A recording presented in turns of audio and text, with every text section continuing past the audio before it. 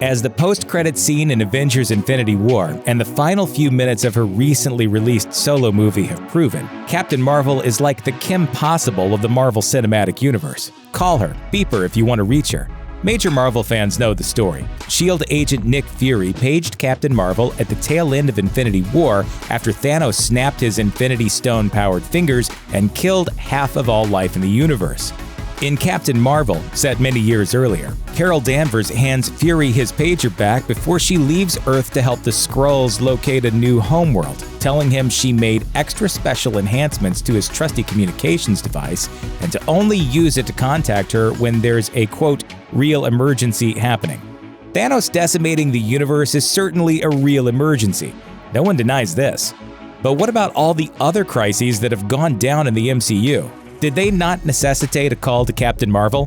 Why exactly did Fury wait until Infinity War to page her? We finally know the answers to all those questions. Sort of. Movie news site /Film did the world a favor when they asked Marvel Studios president Kevin Feige in a recent interview why Fury didn't contact Captain Marvel sooner. Like, say, when that gigantic wormhole barfed up a bunch of aliens over Manhattan in the original Avengers. That event was so bad that the World Security Council launched a nuclear bomb at the city.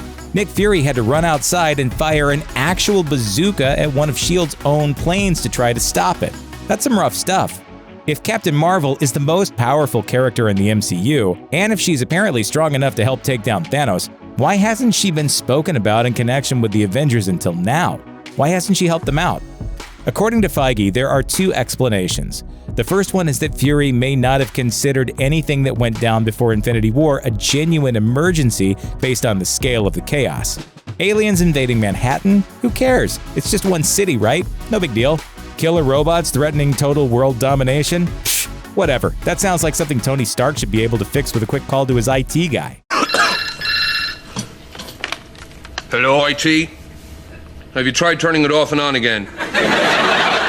Nick Fury actor Samuel L. Jackson backed Feige on this particular explanation, chatting with IGN about why Fury hasn't called Captain Marvel before. We finally have an emergency that I feel warrants her presence. Like, this is something that's unprecedented and, how do you fight that? Feige's second explanation is a little hairier.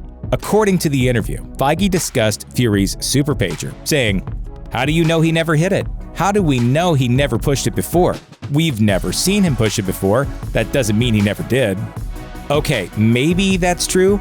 We never saw him page her, but there's a lot of things we never saw Nick Fury do. We never saw him get eaten by a shark, but it doesn't really make sense to accept that, well, perhaps he did. Anyway, it doesn't make too much sense to speculate about the ins and outs of why Fury may or may not have called his BFF Captain Marvel over all these years.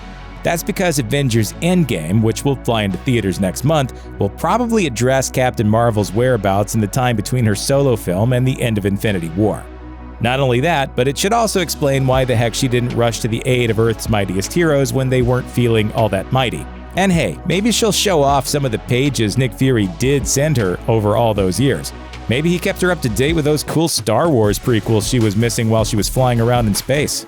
Did Samuel L. Jackson ask for a purple lightsaber? You bet your ass I did. Avengers Endgame opens in theaters on April 26th.